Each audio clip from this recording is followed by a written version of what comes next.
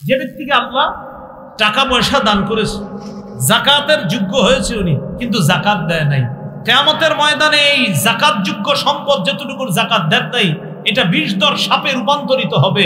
এই সাপ তাকে কিয়ামতের ময়দানে তার সামনে এইভাবে ফনা দিয়ে বলবে, আনা কানজুকা আনা মালুকা, আমি তোমার সেই সঞ্চিত সম্পদ, যে সম্পদের জাকাত তুমি দাও নাই, আমি সেই সম্পদ এখন সাপ হয়ে তোমাকে আমি খাবো। আল্লাহ আমাদের সকলকে বকেয়া জাকাত যারা দেন নাই, এলাকার উলামায়ে কেরামের সাথে কথা বলে জাকাত আদায় করে দেন। মুসলিম শরীফের বর্ণনা 1337 নম্বর হাদিস, 1373 নম্বর হাদিসও আছে, 1372 নম্বর হাদিসও আছে। রাসূলুল্লাহ সাল্লাল্লাহু আলাইহি সাল্লাম বলেন, আইয়ুহান নাস, হে লোক সকল, কদ ফুরিদা আলাইকুম, তোমাদের উপর ফরজ করা হয়েছে আল হাজ্জু, হজ করা, ফাহুজ্জু, তোমরা হজ করো। অন্য জায়গায় নবী বলছেন, ইন্নাল্লাহা কাতাবা আলাইকুমুল হাজ্জা ফাহুজ্জু, আল্লাহ তোমাদের উপর হজ ফরজ করেছেন, তোমরা হজ করো।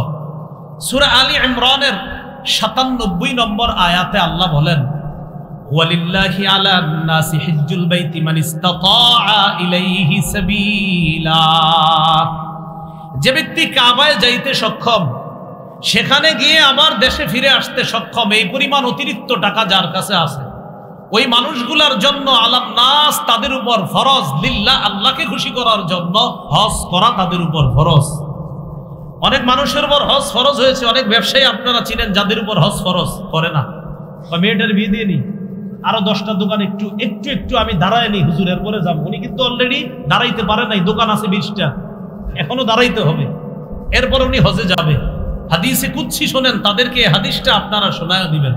আল্লাহ পাক রব্বুল আলামিন হাদিসে কুদসির মধ্যে বলেন, ইন্না আবদান সাহহাতু লাহু জিসমা, কোন বান্দার শরীর আমি সুস্থ রাখলাম, ওয়া ওয়াসআতু আলাইহি ফিল মাঈশা, তাকে আমি প্রশস্ততা দান করলাম রিজিকের ক্ষেত্রে।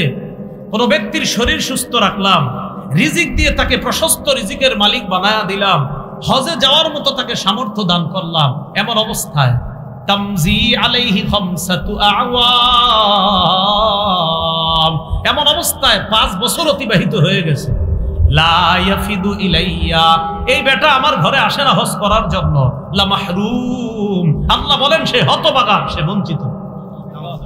আমি যার শরীর সুস্থ রাখলাম, যাকে আমি টাকা পয়সা দিলাম, এইভাবে তার উপর 5 বছর অতিবাহিত হয়ে গেছে। লোকটা এখনো আমার কাছে উপস্থিত হওয়ার জন্য আসে, আমার কাছে আইসা উপস্থিতি, আমার কাছে আইসা লাব্বাইক বলে নাই, আমার দরবারে আইসা উপস্থিত হয় নাই, আমার ঘরের সামনে আসে নাই। এরকম কয় বছর হয়ে গেছে? 5 বছর তার উপর হজ ফরজ। 1 বছর হয়েছে, যায় না, আরেক বছর যায় না, আবার হজ ফরজ, যায় না, আবার হজ ফরজ, যায় না, আবার হজ ফরজ, যায় না, এরকম 5 বছর হয়ে গেছে। আল্লাহ বলেন লা মাহরুম, এটা হতভাগা, এটা বঞ্চিত।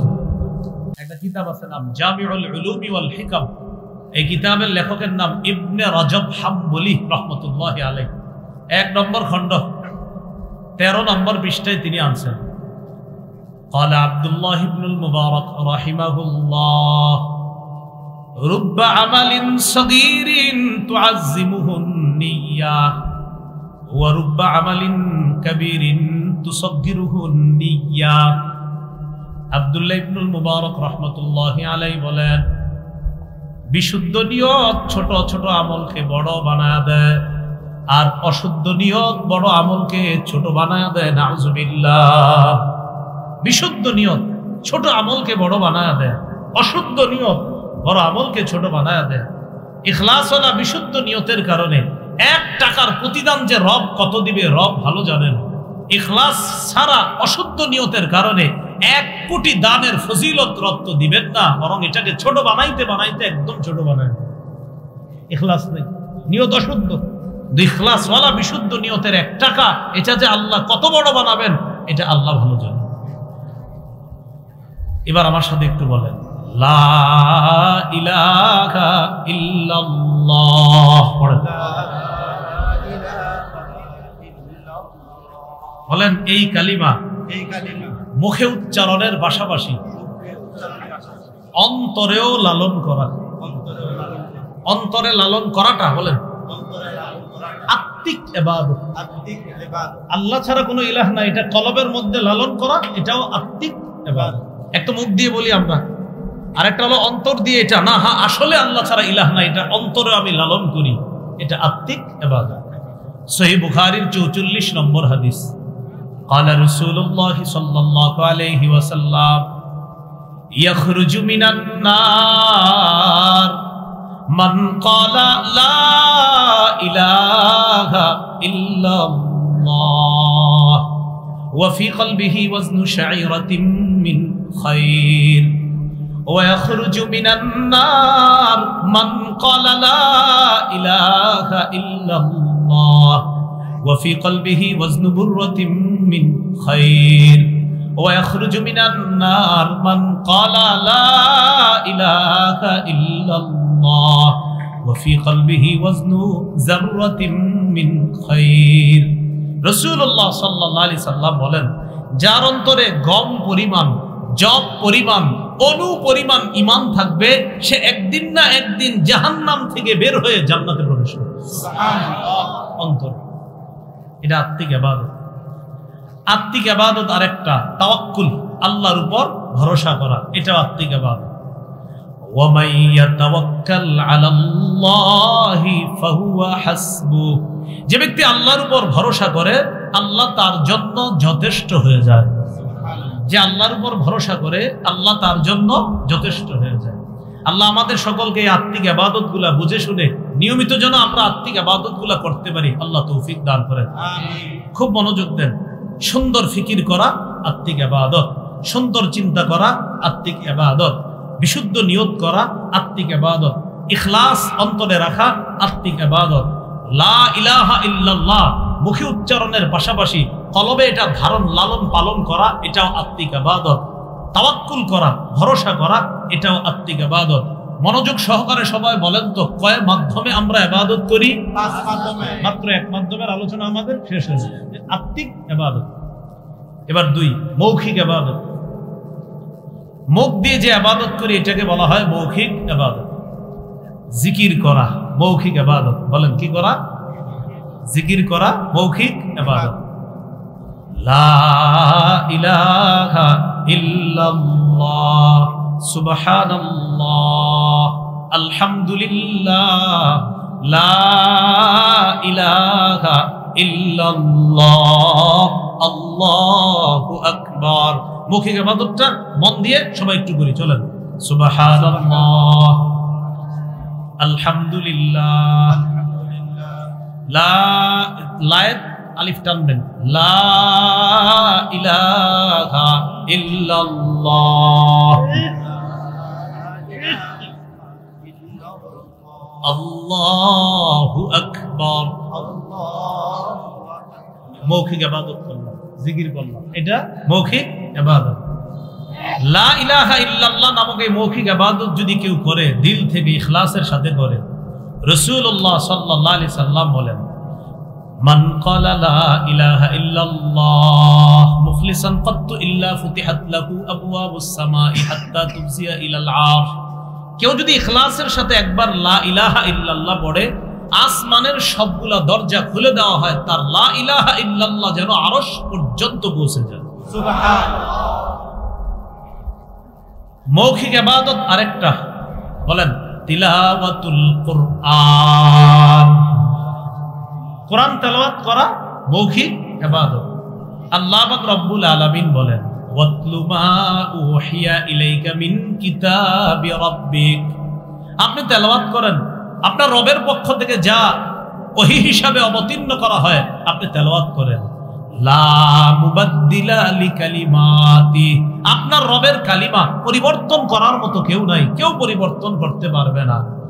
21 পারার একদম শুরুতে, শুরু পৃষ্ঠা, শুরু আয়াতটা, উতলু মা উহিয়া ইলাইকা মিনাল কিতাব। কিতাবের যা আপনাকে ওহী হিসাবে দেওয়া হয় তা আপনি তেলাওয়াত করেন। আল্লাহ আমাদের সকলকে বেশি বেশি কোরআন তেলাওয়াত করার তৌফিক দান করেন। আমিন।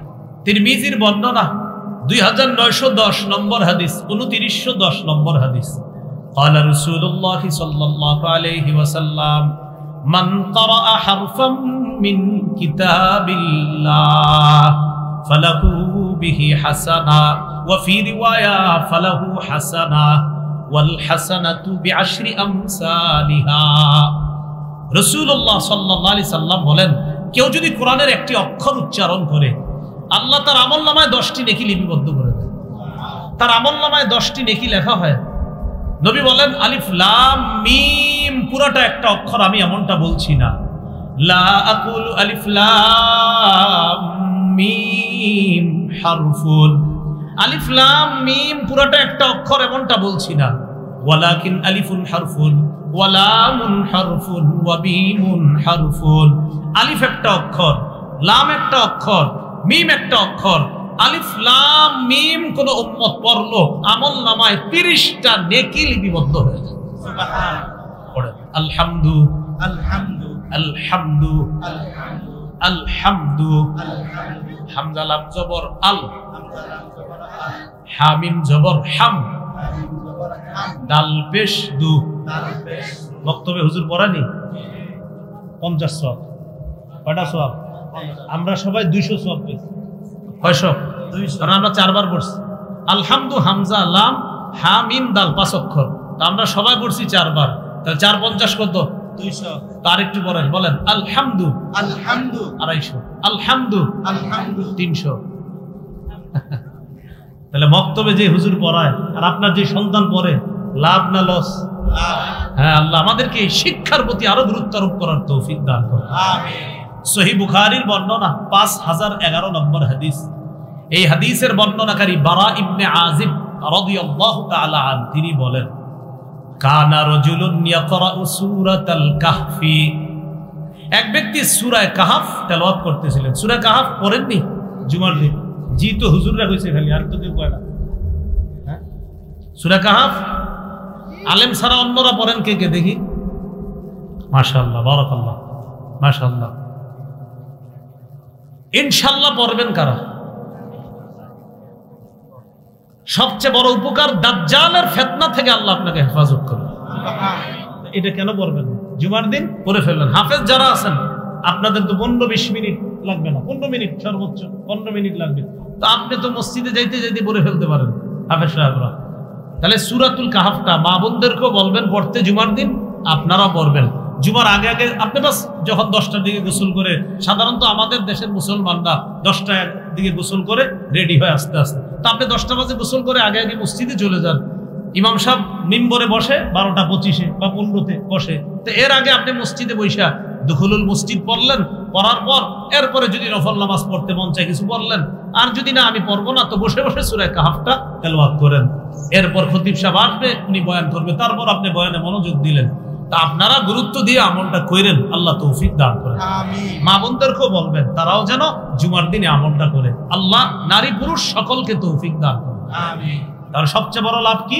দাজ্জালের ফিতনা থেকে আল্লাহ হেফাজত। এক ব্যক্তি সূরা কাহফ তেলাওয়াত করতেছে, সহিহ বুখারীর 5011 নম্বর হাদিস শোনাচ্ছে। তো যখন তেলাওয়াত করতেছে, ওয়া ইলা জানিবিহি হিসানুন মারবুতুন বিশাতানাইন, তার পাশে একটা ঘোড়া বাঁধা 2টা রশি দিয়ে, যিনি তেলাওয়াত করতেছে। ফাতাগাশাতহু সাহাবা, আকাশের মেঘ এটারে ছায়া দিতেছে, মানে আকাশের মেঘের মতো একটা আইসা এরকম ছায়া দিতেছে। ফাজাআলা ইয়ানফিরু, ঘোড়া লাফানো শুরু করছে। সাহাবী অবাক হয়ে গেলেন। ফালাম্মা আসবাহা আতান নবী সাল্লাল্লাহু আলাইহি ওয়াসাল্লাম ওয়া যাকারা যালিকা লা, সকাল যখন হয় আল্লাহ নবীর কাছে যাওয়ার পর নবীকে পুরা ব্যাপারটা বলেন। নবীজি বললেন, তিলকাস সাকিনাতু তানাজ্জালাত বিল কুরআন, তুমি যেটা দেখলা রাতের বেলা, এটা হলো আল্লাহর পক্ষ থেকে প্রশান্তি। তুমি কোরআন তেলাওয়াত করার কারণে এই তেলাওয়াতে প্রশান্তি দুনিয়াতে নিয়ে এসেছে। সুবহানাল্লাহ। মৌখিক ইবাদত কোরআন তেলাওয়াত করা। আল্লাহ আমাদের সকলকে ইবাদত করার তৌফিক দান করেন। আমিন।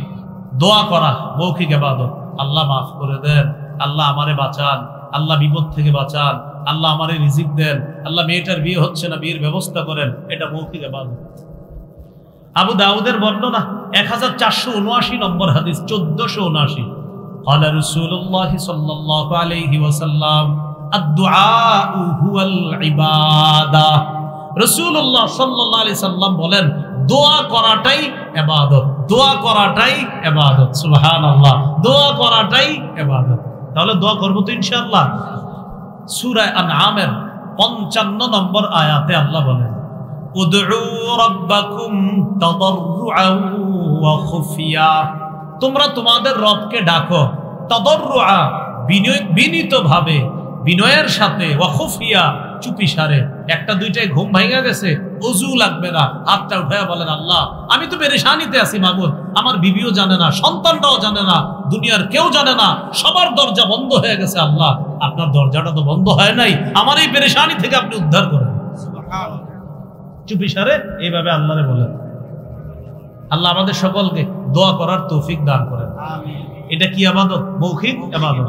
ইবাদত কয় মাধ্যমে করি? 5 মাধ্যমে। 3 নাম্বার শারীরিক ইবাদত, যে ইবাদত আমরা শরীর দিয়ে করি, যেমন নামাজ। যেমন কি? নামাজ। সূরা হজের 77-78 নম্বর আয়াতে আল্লাহ বলেন, ইয়া আইয়ুহাল্লাযীনা আমানু রুকউ ওয়াসজুদু ওয়া'বুদু রাব্বাকুম ওয়াফআলুল খায়রা লাআল্লাকুম তুফলিহুন। হে ঈমানদারগণ, ইরকাউ, তোমরা রুকু করো, ওয়াসজুদু, সিজদা করো, ওয়া'বুদু রাব্বাকুম, তোমরা তোমাদের রবের ইবাদত করো, ওয়াফআলুল খায়র, ভালো কাজ করো, লাআল্লাকুম তুফলিহুন, যাতে তোমরা সফলকাম হও। ক্বালা রাসূলুল্লাহ সাল্লাল্লাহু আলাইহি ওয়াসাল্লাম, লাউ আন্না নাহরান বিবাবি আহাদিকুম ইয়াগতাসিলু ফীহি কুল্লা ইয়াওমিন 5 মাররাত ফাহাল ইয়াবকা মিন দারানিহি শাই। নবী বলেন, তোমাদের কারো বাড়ির সামনে একটা পুকুর আছে, এই পুকুরে ওই ব্যক্তি দৈনিক 5 বার গোসল করে, আচ্ছা বলো তো তোমরা, তার শরীরে কি কোনো ময়লা থাকবে? আপনারা বলেন তো। নবীজি বলেন, তার শরীরে কি কোনো ময়লা থাকবে? তো সাহাবীরা জবাব দিছে, লা ইয়াবকা মিন দারানিহি শাই, হুজুর তার শরীরে কোনো ময়লা থাকবে না। নবীজি সাল্লাল্লাহু আলাইহি সাল্লাম বললেন, ফাযালিকা মিসলুস সালাওয়াতিল খামস ইয়ামহুল্লাহু বিহিন্নাল খাতায়া। এইভাবে 5 ওয়াক্ত নামাজ যদি কেউ পড়ে, 5 বার গোসল করলে যেমন তার শরীরে কোনো ময়লা অবশিষ্ট থাকে না, 5 ওয়াক্ত নামাজ যদি কোনো বান্দা পড়ে, আল্লাহ তার গুনাহগুলা ধুয়ে মুছে সাফ করে দেন। সুবহানাল্লাহ। আল্লাহ আমাদের সকলকে শারীরিক ইবাদত করার তৌফিক দান করেন। 4 নাম্বার আর্থিক ইবাদত, যেটা সম্পদ দিয়ে করি, যাকাত দেওয়া, সদকা করা, বিধবা অসহায় এতিমদের সহযোগিতা করা। সহিহ বুখারীর 5353 নম্বর হাদিস, ক্বালা রাসূলুল্লাহ সাল্লাল্লাহু আলাইহি ওয়াসাল্লাম, আস-সাঈ আলাল আরমিলাতি ওয়াল মিসকিনি কাল মুজাহিদি ফি সাবিলিল্লাহ। কেউ যদি কোনো বিধবা অথবা এতিম মিসকিন অসহায়ের পিছনে সহযোগিতা করার চেষ্টা চালায়, অর্থের মাধ্যমে হোক, যেভাবে হোক সহযোগিতা করার চেষ্টা চালায়, আল্লাহর রাস্তায় জিহাদ করলে যে সওয়াব, ওই মুজাহিদের মতো সওয়াব আল্লাহ তাকে দান করবে। যাকাত দেওয়া আর্থিক ইবাদত, সদকা করা আর্থিক ইবাদত। সহিহ বুখারীর বর্ণনা, ক্বালা রাসূলুল্লাহ সাল্লাল্লাহু আলাইহি ওয়াসাল্লাম, মান আতাহুল্লাহু মালা ফালাম ইউআদ্দি যাকাতা মুথিলা লাহু ইয়াওমাল কিয়ামাতি শুজাআন আকরা। যে ব্যক্তিকে আল্লাহ টাকা পয়সা দান করেছে, যাকাতের যোগ্য হয়েছে উনি, কিন্তু যাকাত দেয় নাই, কিয়ামতের ময়দানে এই যাকাত যোগ্য সম্পদ যেটুকু যাকাত দেন নাই, এটা 20 দর সাপে রূপান্তরিত হবে। এই সাপ তাকে কিয়ামতের ময়দানে তার সামনে এইভাবে ফনা দিয়ে বলবে, আনা কানজুকা আনা মালুকা, আমি তোমার সেই সঞ্চিত সম্পদ, যে সম্পদের যাকাত তুমি দাও নাই, আমি সেই সম্পদ এখন সাপ হয়ে তোমাকে আমি খাবো। আল্লাহ আমাদের সকলকে বকেয়া যাকাত যারা দেন নাই, এলাকার উলামায়ে কেরামের সাথে কথা বলে যাকাত আদায় করে দেন। পাশে বড় বড় মাদ্রাসা আছে, তাদের সাথে কথা বলেন। এই যে আজকে আলোচনা করছে মুফতি আতাউল হক, আমাদের পরিচিত মানুষ, আতাউল হক ভাই আছে, মুজাফফরুল মাদ্রাসার মুতামিম শাহ মুফতি আমজাদ শাহ হুজুর আছেন, আরো ওই যে আপনার এখানে বড় হুজুরের নাম লেখা হয়েছে মাওলানা মুহিবুল্লাহ সাহেব, ওনাদের মতো আলেমদের সাথে বসেন, অতীতের বকেয়া যাকাত যারা দেন নাই, বসে ওই যাকাতগুলাও দিবেন, ভবিষ্যৎ যাকাত যারা যোগ্য হবেন ওই যাকাতগুলাও আদায় করে দিবেন। আল্লাহ তৌফিক দান করেন। 5 নাম্বার, যেই ইবাদত অর্থ এবং শরীর দিয়ে করা হয়, এই ইবাদতটাকে বলা হয় আর্থিক এবং শারীরিক ইবাদত। এই ইবাদত করার জন্য এখন আল্লাহর কোটি কোটি বান্দা অপেক্ষমান, সারা পৃথিবীর কোটি কোটি বান্দা অপেক্ষা করতেছে, আল্লাহ যদি যেতে পারতাম। আর লাখ লাখ বান্দা অলরেডি উপস্থিত হয়েছে, হইতেছে, হবে। আল্লাহর ঘরের আশেপাশে তারা এখন অবস্থানরত আছে। এটা হলো হজ করা। হজ করতে টাকাও লাগে, শরীরও লাগে। এই ইবাদতটাকে বলা হয় আর্থিক এবং শারীরিক ইবাদত। বলেন তো আর্থিক শারীরিক ইবাদতের নাম কি? হজ করা। আচ্ছা, মুসলিম শরীফের বর্ণনা 1337 নম্বর হাদিস, 1373 নম্বর হাদিসও আছে, 1372 নম্বর হাদিসও আছে। রাসূলুল্লাহ সাল্লাল্লাহু আলাইহি সাল্লাম বলেন, আইয়ুহান নাস, হে লোক সকল, কদ ফুরিদা আলাইকুম, তোমাদের উপর ফরজ করা হয়েছে আল হাজ্জু, হজ করা, ফাহুজ্জু, তোমরা হজ করো। অন্য জায়গায় নবী বলছেন, ইন্নাল্লাহা কাতাবা আলাইকুমুল হাজ্জা ফাহুজ্জু, আল্লাহ তোমাদের উপর হজ ফরজ করেছেন, তোমরা হজ করো। সূরা আলী ইমরানের 97 নম্বর আয়াতে আল্লাহ বলেন, ওয়ালিল্লাহি আলান নাসি হিজ্জুল বাইতি মান ইসতাতাআ ইলাইহি সাবিলা, যে ব্যক্তি কাবায় যাইতে সক্ষম, সেখানে গিয়ে আবার দেশে ফিরে আসতে সক্ষম, এই পরিমাণ অতিরিক্ত টাকা যার কাছে আছে, ওই মানুষগুলার জন্য আলান নাস, তাদের উপর ফরজ, লিল্লাহ, আল্লাহকে খুশি করার জন্য হজ করা তাদের উপর ফরজ। অনেক মানুষের উপর হজ ফরজ হয়েছে। অনেক ব্যবসায়ী আপনারা চিনেন যাদের উপর হজ ফরজ করে না, মেয়েটার বিয়ে দিয়ে নি, আরো 10টা দোকান একটু একটু একটু আমি দাঁড়ায় নি, হুজুরের পরে যাবো। উনি কিন্তু অলরেডি দাঁড়াইতে পারে নাই, দোকান আছে 20টা, এখনো দাঁড়াইতে হবে, এরপর উনি হজে যাবে। হাদিসে কুদসি শোনেন, তাদেরকে হাদিসটা আপনারা শোনায় দিবেন। আল্লাহ পাক রব্বুল আলামিন হাদিসে কুদসির মধ্যে বলেন, ইন্না আবদান সাহহাতু লাহু জিসমা, কোন বান্দার শরীর আমি সুস্থ রাখলাম, ওয়া ওয়াসআতু আলাইহি ফিল মাঈশা, তাকে আমি প্রশস্ততা দান করলাম রিজিকের ক্ষেত্রে। কোন ব্যক্তির শরীর সুস্থ রাখলাম, রিজিক দিয়ে তাকে প্রশস্ত রিজিকের মালিক বানায়া দিলাম, হজে যাওয়ার মতো তাকে সামর্থ্য দান করলাম। এমন অবস্থায় তামজি আলাইহি খামসাতু আওয়াম, এমন অবস্থায় 5 বছর অতিবাহিত হয়ে গেছে।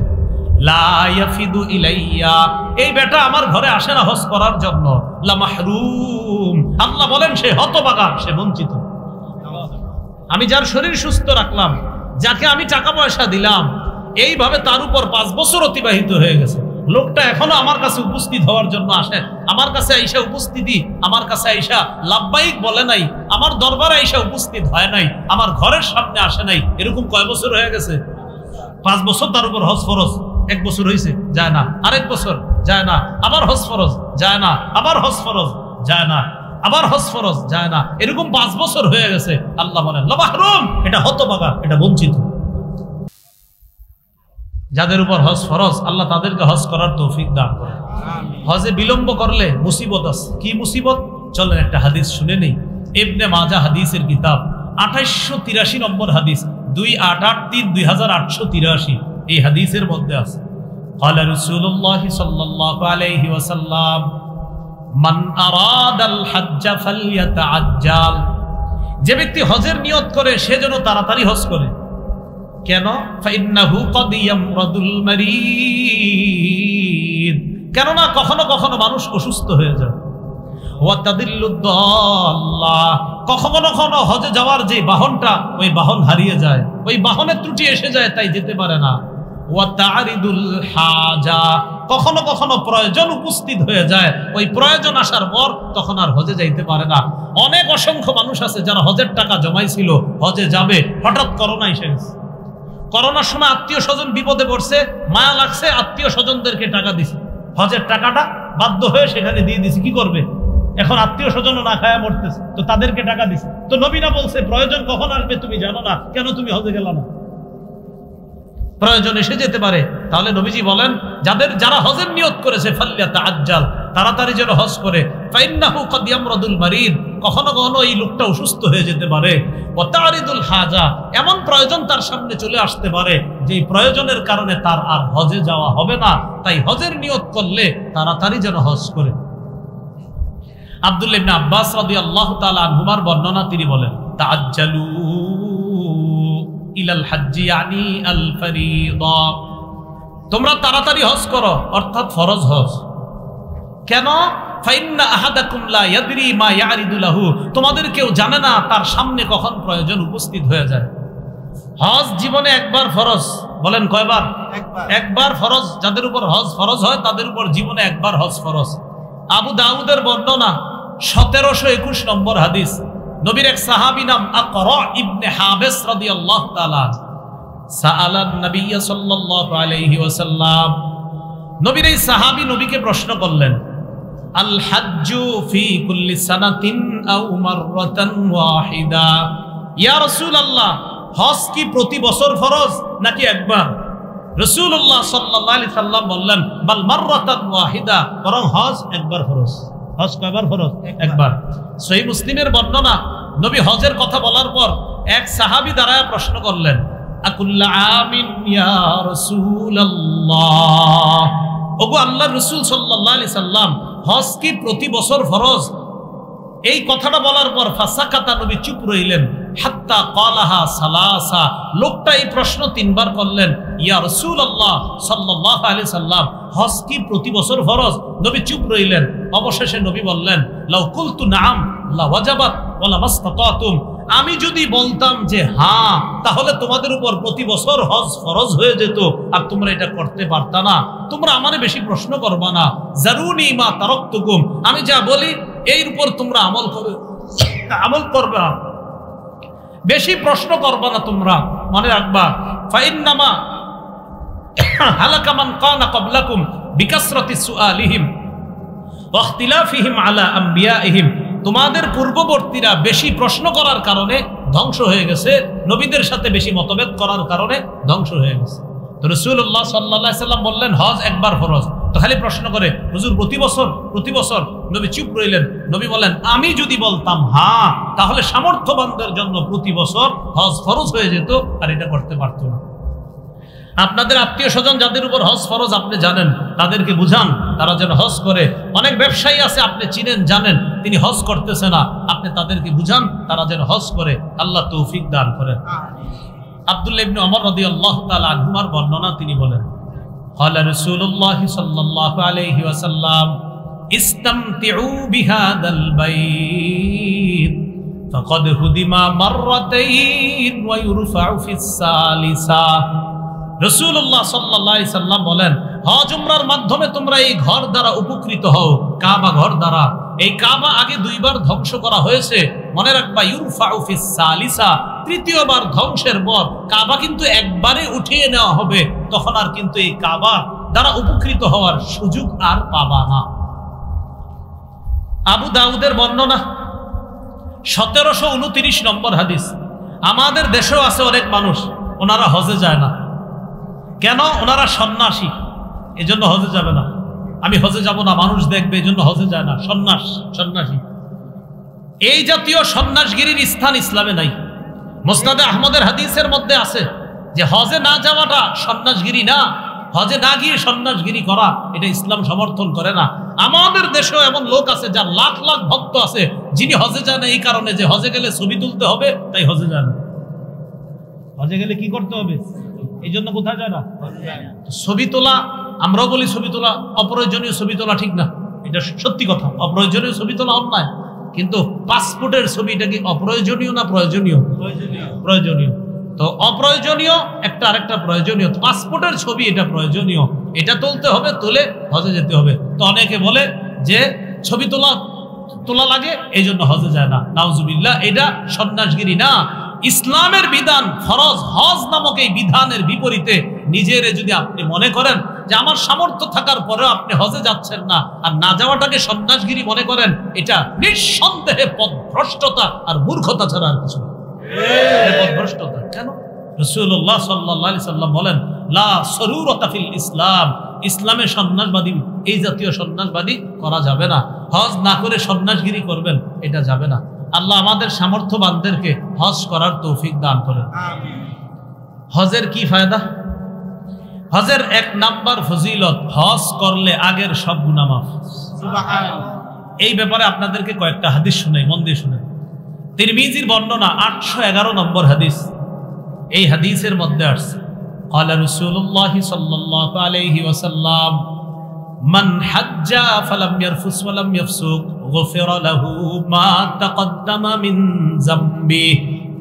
যে ব্যক্তি হজ করলো, হজে যাওয়ার পর ফালাম ইয়ারফুস অশ্লীল কথা বলল না, ওয়ালাম ইয়াফসুক অশ্লীল কাজ কর্ম ঝগড়াঝাটি করল না, গুফিরা লাহু মা তাকদ্দামা মিন যামবি, তার আগের সবগুলা গুনাহ মাফ করে দেওয়া হয়েছে। আরেকটা ফজিলত শুনেন, সহিহ বুখারীর বর্ণনা 1773 নম্বর হাদিস। قال رسول الله صلى الله عليه وسلم من حج لله فلم يرفث ولم يفسق رجع كيوم ولدته امه। যে ব্যক্তি আল্লাহর জন্য হজ করলো, হজের মধ্যে গিয়ে অশ্লীল কাজ করলো না, অশ্লীল কথা বললো না, অশ্লীল বাক্য আলাপ করলো না, অশ্লীলতায় লিপ্ত হলো না, সে হজ থেকে এমন ভাবে ফিরবে যেন তার মা আজকে তাকে জন্ম দিয়েছে। নবজাতক শিশুর মতো সে হজ থেকে ফিরবে। আরেকটা বর্ণনা শুনেন, قال رسول الله صلى الله عليه وسلم من حج البيت فقضى مناسكه। যে ব্যক্তি হজ করলো আর হজের বিধিবিধানগুলো সঠিকভাবে পালন করলো, ওয়াসালিমাল মুসলিমুনা মিন লিসানিহি ওয়া ইয়াদিহি, আর মুসলমানরা তার হাত এবং জবানের কষ্ট দেওয়া থেকে নিরাপদ থাকলো। অনেকে হজে গিয়ে তওয়াফ করার সময় কাবা ঘর চুমা দিতে গিয়ে অন্য মুসলমানদেরকে ধাক্কায় কষ্ট দিবেন না, এই কষ্ট দেওয়া ঠিক না। আপনি যদি পারেন কাবা ঘরের ওই হজরে আসওয়াদে চুমা দিবেন, কিন্তু মুসলমানদের ধাক্কায়া কষ্ট দিয়া এইভাবে চারদিকে ফালায়া দেয়া কাবা ঘরে চুমা দেওয়া না, এটা আপনাকে বলে নাই যে আরেক মুসলমানকে আপনি ধাক্কা দিবেন, কষ্ট দিবেন, ফেলে দিবেন আর এইভাবে গিয়ে কাবায় চুমা দিবেন, এটা আপনি করবেন না। পারলে চুমা দিবেন, না পারলে সমস্যা নাই, আপনি তওয়াফ করেন। মুসলমানকে ধাক্কাইয়া কাবায় চুমা দিবেন না। কারণ নবীজি সাল্লাল্লাহু আলাইহি সাল্লাম বললেন, যে ব্যক্তি হজ করলো, ফাকাদা মানাসিকা, হজের বিধিবিধানগুলো সঠিকভাবে পূর্ণ করলো, ওয়াসালিমাল মুসলিমুনা মিন লিসানিহি ওয়া ইয়াদিহি, আর ওই ব্যক্তি থেকে অন্য হাজী সাহেবরা তার মুখ এবং হাতের কষ্ট দেওয়া থেকে বিরত থাকলো, রাসূলুল্লাহ সাল্লাল্লাহু আলাইহি সাল্লাম বলেন, গুফিরা লাহু মা তাকদ্দামা মিন যামবি, তার আগের গুনাহগুলো মাফ করে দেওয়া হবে। যারা হজে গিয়েছে আলহামদুলিল্লাহ, যারা যাব নিয়ত করেছি আমরা সেখানে গিয়ে মুখ আর হাত দিয়ে কাউকে কষ্ট দিব না, বলেন ইনশাআল্লাহ। তাহলে যদি পারি হজরে আসওয়াদে চুমা দিব, চেষ্টা করব চুমা দেওয়ার, কিন্তু এর মানে এই না আমার আশেপাশের হাজীদেরকে ধাক্কায়া আমি ফেলে দিলাম, তাদেরকে কষ্ট দিয়ে গিয়ে আমি চুমা দিলাম, এটা করব না। ঠিক আছে তো ইনশাআল্লাহ? আপনি ইনশাআল্লাহ পাইবেন চান্স, একটু অপেক্ষা করবেন। খালি রাতে দেখবেন একটা সময় একটু ভিড় কম থাকে, তখন সবাই একটু হোটেলে চলে যায়, ঘুমায়া যায়, ওই টাইমে একটা চান্স দিতে পারেন না? ওই টাইমে চান্স দিবেন, দেখবেন 7-8 বার চুমা দিতে পারবেন। এই জন্য অপেক্ষা থাকবেন, আল্লাহ তো আপনারা দেখতেছে, অপেক্ষায় থাকবেন যে কখন একটু ভিড় কম, তো এই সময় গিয়ে আসতে আপনি কাজটা করে চলে আসেন, হজরে আসওয়াদে চুমা দিয়ে চলে আসেন। একটা রাত 1টা, 1:30, 2টার দিকে অপেক্ষায় থাকেন, ওই টাইমে একটু ভিড় কম থাকে, সবাই হোটেলে যায়, একটু আরাম করে আবার 2টা, 2:30টায় সবাই হারামে চলে আসে। তো এর আগের মুহূর্তটা আপনি অপেক্ষা করবেন যে কখন একটু ভিড় কম থাকে, তখন গিয়ে আপনি হজরে আসওয়াদে চুমা দিয়ে চলে। মানুষ বুঝে না, অপেক্ষা করতে হবে আপনার, এই চান্স এইভাবে নেবেন, আল্লাহ তৌফিক দান করেন। তাহলে কি শিখলাম? হজে গিয়ে কাউকে কষ্ট দেওয়া যাবে না, মুখ দিও না, হাত দিও না, তাহলে আমার আগের গুনাহগুলা মাফ করে দেওয়া হবে। সহিহ মুসলিমের বর্ণনা 121 নম্বর হাদিস, মাদ্রাসার পাঠ্যপুস্তক অনুসারে এই হাদিসের মধ্যে আসছে রাসূলের সাহাবী আমর ইবনুল আস মুমূর্ষ অবস্থায় খুব পেরেশানির মধ্যে আছে। তখন তাকে বলা হলো, আমা আলিমতা ইয়া আমরু আন্নাল ইসলাম ইয়াহদিমু মা কানা ক্বাবলা, আমর তুমি কি জানো না ইসলাম আগের গুনাহগুলা মিটায়া দেয়, ওয়ান্নাল হিজরাতা তাহদিমু মা কানা ক্বাবলাহা, হিজরত আগের গুনাহগুলা মিটায়া দেয়, ওয়া আন্নাল হাজ্জা ইয়াহদিমু মা কানা ক্বাবলাহু, আর হজ আগের গুনাহগুলা ধ্বংস করে দেয়, ধুয়ে মুছে সাফ করে দেয়। তাহলে হজের ফজিলত জানলাম।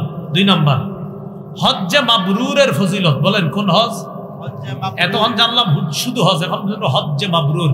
আল্লাহ আমাদের সকলকে, আমরা যারা হজ করার নিয়ত করেছি, আমাদেরকে যেন আল্লাহ হজ্জে মাবরুর নসিব করে, আমিন। সহিহ বুখারীর বর্ণনা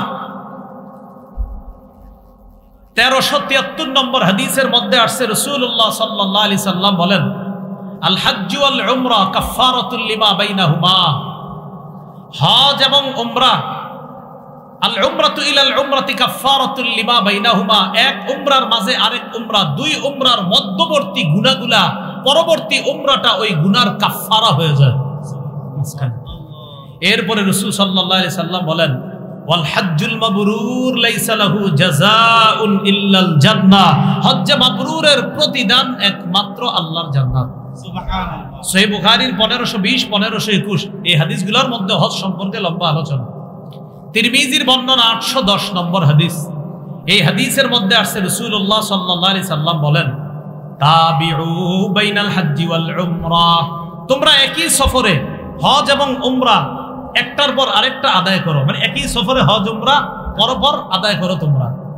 এরপরে নবী বলেন, ফাইন্নাহুমা ইয়ানফিয়ানিল ফাকরা ওয়াদ দুনুবা কামা ইয়ানফিল কিরু খাবাসাল হাদিদ ওয়াদ যাহাবি ওয়াল ফিদ্দা, কামারের হাপর, লোহা, স্বর্ণ, রূপার ময়লাগুলা যেমন দূর করে দেয়, হজ এবং উমরা মানুষের দারিদ্রতা এবং গুনাহগুলাকে ধুয়ে মুছে সাফ করে দেয়। হজ করলে কি টাকা খরচ হয় কিনা? আরে হজ করলে টাকা খরচ হয় না, কিন্তু হজ করলে টাকা খরচ হয়, নবী কয় দারিদ্রতা দূর হয়। হজ করলে টাকা খরচ হয়, নবী কি কয় দারিদ্রতা দূর হয়। ইয়াকিন করতে হবে নবীর কথা। হজ করলে 7 লাখ খরচ হইতেছে, নবী কয় তোমার দারিদ্রতা দূর হবে, আমি নবী বলছি। হজ করলে দারিদ্রতা দূর হবে। তো রাসূল সাল্লাল্লাহু আলাইহি সাল্লাম বলেন, হজ এবং উমরা দারিদ্রতা গুনাহকে এমন ভাবে মিটিয়ে দেয় যেমনি ভাবে কামারের হাপর, লোহা, স্বর্ণ, রূপার ময়লাগুলাকে যেমন দূর করে দেয়, হজ উমরা গুনাহ এবং দারিদ্রতা এইভাবে দূর করে দেয়, ধুয়ে মুছে সাফ করে দেয়। আল্লাহ আমাদেরকে হজ করার তৌফিক দান করেন।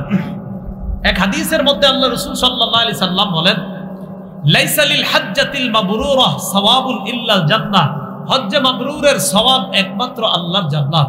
আরেক হাদিসের মধ্যে রাসূল সাল্লাল্লাহু আলাইহি সাল্লামকে জিজ্ঞাসা করা হলো, সুইলা রাসূলুল্লাহ সাল্লাল্লাহু আলাইহি সাল্লাম আইয়ুল আমালি আফজল, ইয়া রাসূলুল্লাহ কোন আমল সবচেয়ে শ্রেষ্ঠ? নবী বললেন, ঈমানুন বিল্লাহি ওয়া রাসূলি, আল্লাহর প্রতি ঈমান আনা, রাসূলের প্রতি ঈমান আনা সবচেয়ে শ্রেষ্ঠ আমল। সুম্মাল জিহাদ, এরপর জিহাদ করা সবচেয়ে শ্রেষ্ঠ আমল। সুম্মা হাজ্জাতুন বাররাতুন তাবদুলু সাইরাল আমাল কামা বাইনা মাতলি'আশ শামসি ইলা মাগরিবিহা। রাসূলুল্লাহ সাল্লাল্লাহু আলাইহি সাল্লাম বলেন, 1 নাম্বার ঈমান, 2 নাম্বার জিহাদ, 3 নাম্বার হজ্জে মাবরুর। হজ্জে মাবরুর কি জিনিস জানো? দুনিয়ার পূর্ব পশ্চিম যেমন দূরত্ব, অন্য আমলগুলার তুলনায় হজ্জে মাবরুরের তেমন দূরত্ব। হজ্জে মাবরুর আল্লাহর কাছে এতটাই ফজিলতপূর্ণ। সুবহানাল্লাহ। আল্লাহ আমাদের সকলকে হজ্জে মাবরুর নসিব করেন। এবার আলোচনা শুনেন, হজ্জে মাবরুর সর্বোত্তম ইবাদত। সহিহ বুখারীর বর্ণনা 26 নম্বর হাদিস। এই হাদিসের মধ্যে আসছে, সুইলা রাসূলুল্লাহ সাল্লাল্লাহু আলাইহি সাল্লাম আইয়ুল আমালি আফজল, নবীকে জিজ্ঞাসা করা হলো কোন আমল সবচেয়ে শ্রেষ্ঠ? নবী বললেন, ঈমানুন বিল্লাহি ওয়া রাসূলি, আল্লাহর উপর বিশ্বাস করা, রাসূলের প্রতি বিশ্বাস করা। কিলা সুম্মা মাজা, এরপর কোনটা? নবী বললেন, আল জিহাদু ফি সাবিলিল্লাহ, আল্লাহর রাস্তায় জিহাদ করা। কিলা সুম্মা মাজা, জিজ্ঞাসা হলো এরপর কোনটা? নবীজি বললেন, হজ্জুন মাবরুর, হজ্জে মাবরুর আদায় করা, এটা হলো সবচেয়ে শ্রেষ্ঠ। মা বোনরা যারা ওয়াজ শুনতেছেন মনে রাখবেন, হজ্জে মাবরুর যদি কোনো নারীকে আল্লাহ নসিব করে, ওই নারীকে জিহাদের সওয়াব আল্লাহ দান করে। সহিহ বুখারীর বর্ণনা 1520 নম্বর হাদিস। আম্মা জান আয়েশা সিদ্দিকা রাদিয়াল্লাহু তাআলা আনহা বললেন, নারল জিহাদ আফজালাল আমাল, হুজুর জিহাদকে আমরা শ্রেষ্ঠ আমল মনে করি, আফালা নুজাহিদু, আমরা কি জিহাদ করব না? নবীজি বললেন, না তোমরা জিহাদ করবে না। নারীকে বললেন, তাহলে ওয়ালাকিন্না আফজালাল জিহাদ হজ্জুন মাবরুর, তোমাদের শ্রেষ্ঠ জিহাদ হলো হজ্জে মাবরুর করা। নারীরা যদি তোমরা হজ্জে মাবরুর আদায় করতে পারো, তোমাদের হজ যদি মাবরুর হিসাবে আল্লাহ কবুল করেন, ওই নারীকে জিহাদের সওয়াব আল্লাহ দান করবেন।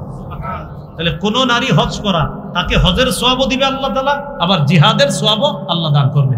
এক হাদিসে রাসূল সাল্লাল্লাহু আলাইহি সাল্লাম বলেন, জিহাদুল কাবীরি ওয়াদ দাঈফি ওয়াল মারআ আল হজ্জ ওয়াল উমরা, বৃদ্ধ মানুষের জিহাদ, দুর্বলের জিহাদ, নারীর জিহাদ হলো হজ করা, উমরা করা। বৃদ্ধ মানুষের জিহাদ হজ করা, উমরা করা। দুর্বল মানুষের জিহাদ হজ করা, উমরা করা। নারীর জিহাদ হজ করা, উমরা করা। একটা মজার হাদিস শুনে আপনাদেরকে। এক ব্যক্তি রাসূল সাল্লাল্লাহু আলাইহি সাল্লামের কাছে আসছে, আসার পরে বলতেছে, আপনি তো ক্লান্ত হয়ে যাইতেছেন দিদি, জাযাকাল্লাহ। এক ব্যক্তি রাসূল সাল্লাল্লাহু আলাইহি সাল্লামের কাছে আসছে, আসার পর নবীজিকে বলতেছেন, ইন্নী জাবান, হুজুর আমি ভীরু। ইন্নী দাঈফ, আমি দুর্বল। এর মানে বুঝাইতে চাই, হুজুর আমি এতটাই দুর্বল এই দুর্বলতার কারণে ভয়ে জেহাদে যাইতে পারতেছি না, মানে আমি তো এত দুর্বল, কিভাবে জেহাদে যাব? নবীজি বললেন, হালুম্মা ইলাল জিহাদ লা শাওকাতা ফি, তুমি এমন জেহাদের দিকে আসো, আমি তোমার এমন এক জেহাদের দাওয়াত দিই যেই জেহাদে অস্ত্র শস্ত্র লাগে না, যেই জেহাদে তোমার শত্রু নাই, সেটা হলো আল হাজ্জু। তুমি যদি হজ করো আল্লাহ তোমাকে জেহাদের শ্রদ্ধা। তাহলে নারীদের জেহাদ হজ করা, দুর্বলের জেহাদ হজ করা, বৃদ্ধ মানুষের জেহাদ হজ করা। এখনো যাদের বৃদ্ধ বাবা হজ করে নাই, আর আপনাদের অনেক সামর্থ্য আছে, আপনার বাবাও হজ ফরজ ছিল করতে পারে নাই, আরে আপনি সন্তান হিসাবে করায় দেন না বাবার হজটা, সমস্যা কি? হ্যাঁ, আল্লাহ তৌফিক দান করেন। সকলে বলেন আমিন, বলেন আল্লাহ তৌফিক দান করেন। আমার সাথে একটু বলেন, হাজী সাহেবরা, উমরা আদায়কারীগণ, আল্লাহর প্রতিনিধি। সুবহানাল্লাহ। হাজী সাহেব কার প্রতিনিধি? আল্লাহর। ইবনে মাজাহ 2892 2893 এই দুই হাদিসের মধ্যে আছে, রাসূলুল্লাহ সাল্লাল্লাহু আলাইহি সাল্লাম বলেন, আল হুজ্জাজ ওয়াল উম্মার ওয়াফদুল্লাহ, হাজী সাহেবগণ, উমরা আদায়কারীগণ আল্লাহর প্রতিনিধি। পরের হাদিসে নবী বলেন, আল গাজী ওয়াল হাজ ওয়াল আমির ওয়াল মুতামির ওয়াফদুল্লাহ, জিহাদকারী, হজ আদায়কারী, উমরা আদায়কারী আল্লাহর প্রতিনিধি। দাআহুম ফাআজাবুহু, আল্লাহ তাদেরকে ডাকছে, তারা আল্লাহর ডাকে সাড়া দিছে। সুবহানাল্লাহ। আল্লাহ হাজীদেরকে ডাকছে, হাজীরা আল্লাহর ডাকে সাড়া দিছে। এবার কি বলে নবী দেখেন, সালুহু আতাহুম, এবার হাজীরা আল্লাহর কাছে যা চাইবে আল্লাহ তাই দান করবে। এবার একটা শুনেন, বলেন হাজীকে আল্লাহ মাফ করে। হাজী যার জন্য মাফ চায় তাকেও আল্লাহ মাফ করে। আবার শুনেন, বলেন হাজীকে আল্লাহ মাফ করে। হাজী যার জন্য মাফ চায় তাকেও আল্লাহ মাফ করে। বলেন অতএব আমরা আমাদের স্বজনদেরকে ফোন করে আইফোন চাবো না, মোবাইল চাবো না, বরং বলবো আপনিও নিজের গুনার জন্য দোয়া করবেন, আমার জন্য দোয়া করবেন। তাহলে নিজের গুনাহ মাফের জন্য হাজী সাহেব যারা হজে গেছে এলাকার ফোন দিয়ে বলবেন, আইফোন চাইেন না। ওই যে অনেকে মোবাইল টোবাইল অনেকের কিছু কথা বলে দেয়, কাকা আপনি যাইতেছেন হজে, তো আওয়ার সময় এরকম নির্লজ্জ আর বেহায়া টাইপের মানুষ, বেচারা ওখানে গেছে হজ করতে, ফোন দিয়ে কয় ফোন আনতে, মোবাইল আনতে। আপনি ফোন করে বলবেন আপনি নিজের জন্য আল্লাহর কাছে ক্ষমা চাইবেন, আমার নামটা ধরেও ক্ষমা চাইবেন। আল্লাহ তৌফিক দান করেন। রাসূলুল্লাহ সাল্লাল্লাহু আলাইহি সাল্লাম বলেন, ইয়াগফিরুল্লাহু লিল হাজ ওয়া মিন ওলিমান ইস্তাগফারা লাহুল হাজ, হাজীকেও আল্লাহ মাফ করে, হাজী যার জন্য মাফ চায় তাকেও আল্লাহ মাফ করে। হাজীকে আল্লাহ মাফ করে, হাজী যার জন্য মাফ চায় আল্লাহ তাকেও মাফ করে।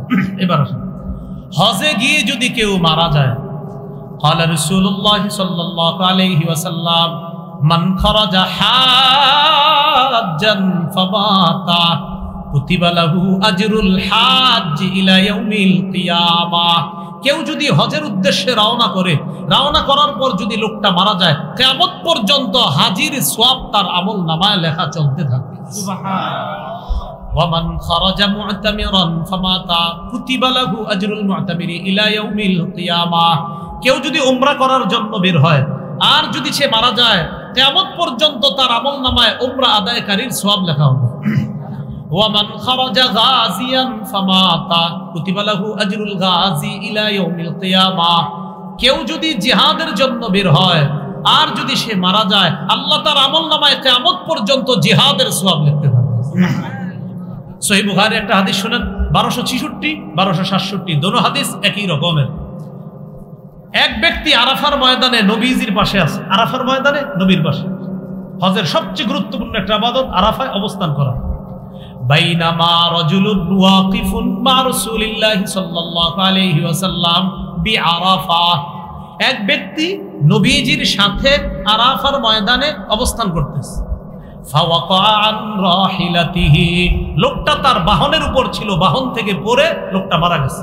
ফাকসাতহু, ওই লোকটা ঘাড় মচকে লোকটা মারা গেছে। ঘোড়া থেকে বা বাহন থেকে পড়ছে, পড়ার পর ঘাড় মচকা লোকটা মারা গেছে। মারা যাওয়ার পর নবীজি সাহাবীদেরকে বললেন, ইগসিলুহু বিমাইন ওয়া সিদরিন, বড়ই পাতা গরম করে তার গোসলের ব্যবস্থা করো। ওয়া কাফফিনুহু বিসাওবাইন, তাকে দুই কাপড়ে কাফন দাও। আমরা মরলে কয় কাফন দেওয়া হবে? পুরুষকে 3টা। হাজী সাহেব যিনি আরাফার ময়দানে মারা গেলেন, নবীজি বললেন কয় কাফন পরাও? 2 কাফন। এরপরে নবী বললেন, ওয়ালা তুখাম্মিরু রাসা, তার মাথা ঢাকবা না। ওয়ালা তুহান্নিতুহু, সুগন্ধি লাগাইবা না। হাজী সাহেবের সুগন্ধি লাগাবা না, তার মাথাটা ঢাকবা না। হজে গেলে ওই সময় হাজী সুগন্ধিও লাগায় না, মাথাও ঢাকে না, দুই কাপড়ে থাকে। নবী বললেন তাকে গোসল করাও।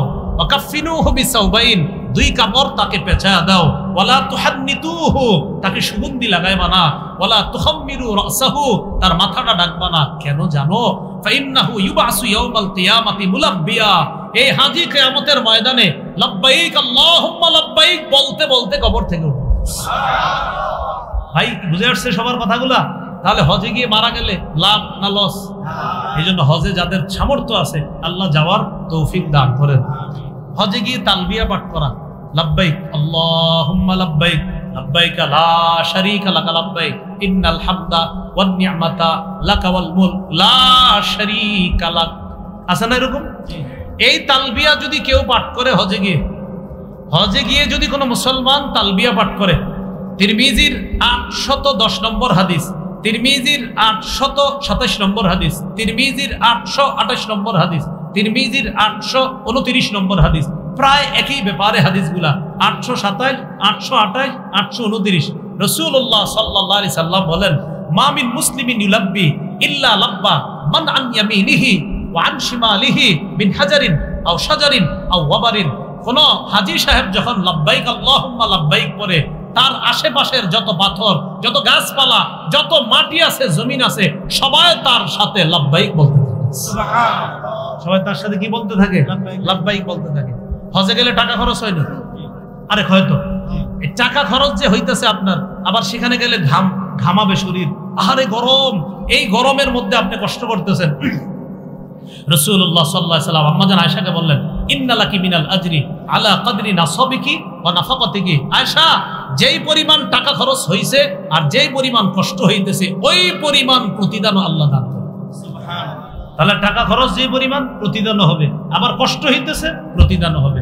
আল্লাহ আমাদের সকলকে শারীরিক আর্থিক ইবাদতটা সবাই যেন করতে পারি, আল্লাহ তৌফিক দান করেন। আমরা কেউ উঠবো না, মেহেরবানি করে একটু কথা শুনেন। ইবাদত কয় মাধ্যমে করি? 5 মাধ্যমে। 1 নাম্বার কলব দিয়ে, আত্মিক ইবাদত। 2 নাম্বার মুখ দিয়ে, মৌখিক ইবাদত। 3 নাম্বার শরীর দিয়ে, শারীরিক ইবাদত। 4 নাম্বার টাকা দিয়ে, আর্থিক ইবাদত। 5 নাম্বার অর্থ এবং শরীর দিয়ে আর্থিক শারীরিক ইবাদত। টাকার ইবাদতটা একটু করা দরকার।